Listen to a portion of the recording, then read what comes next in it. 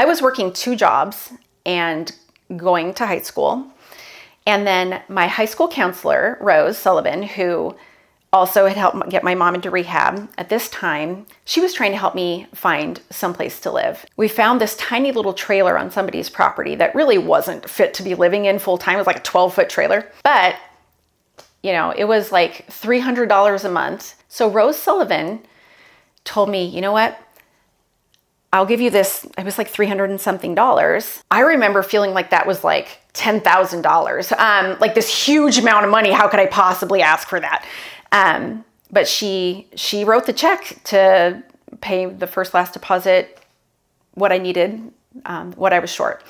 And looking back, that was a real big turning point for me, actually, because I got this trailer. I lived in it until I graduated from high school. So almost 2 years. It allowed me to stay in the same school district, just have some control and stability over my own destiny instead of bouncing from different foster homes and maintain my relationships in a healthy way. It gave me a sense of independence, and it also gave me a sense of responsibility. Like, I cannot mess this up because I know what that looks like if I don't have this place to live. And so that was a huge thing for me that Rose, first of all, she did her best and got my mom into rehab, which, could have been a great thing if my mom had followed through on that. But giving the money to get my first place gave me a sense of stability and, home. Because I didn't feel like, I knew that as long as I kept paying the bill, I wasn't going to have to leave. I didn't have to worry that someone else wasn't doing what they needed to do. Part of me really had a hard time letting go of my mom. I was so worried about her all the time. And when we were together, I always took care of my mom. And frankly, the best gift she ever gave me was leaving, in retrospect, because it really broke that. Like, I cannot take care of her anymore. She's not here. I could worry about her, but even that over time just got easier. It was like out of sight, out of mind to some degree. The other huge gift outside of Rose Sullivan giving me that money for housing was when my aunt and uncle said they would help me buy a car. And this was not a fancy car.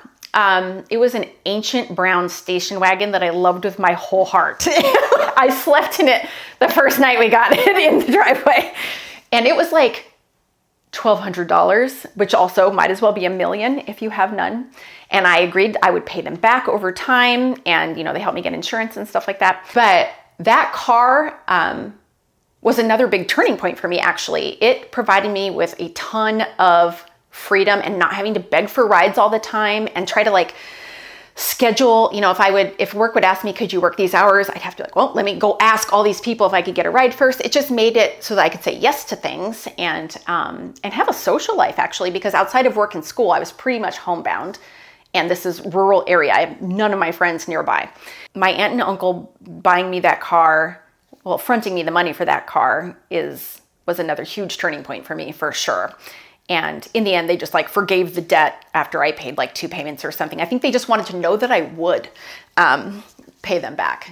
Yeah, my life could have been really different had they not stepped in the way they did.